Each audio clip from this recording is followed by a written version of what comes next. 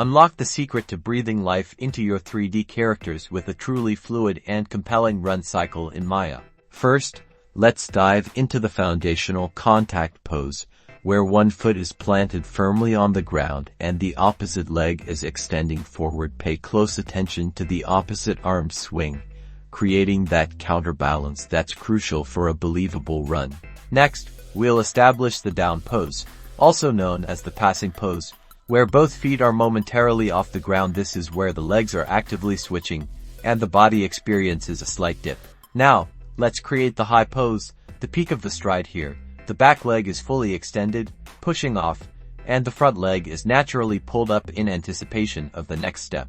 Timing is everything. We'll establish the fundamental timing curves for these key poses, ensuring the speed and weight of the run feel natural. Don't forget to add secondary motion, like subtle hip and shoulder rotations for that extra layer of life. Finally, we'll refine. This involves adding subtle secondary animations, like wrist and ankle rolls, and tweaking the interpolations between your keyframes to smooth out any jarring movements. The goal is a seamless, organic flow that makes your characters run truly captivating.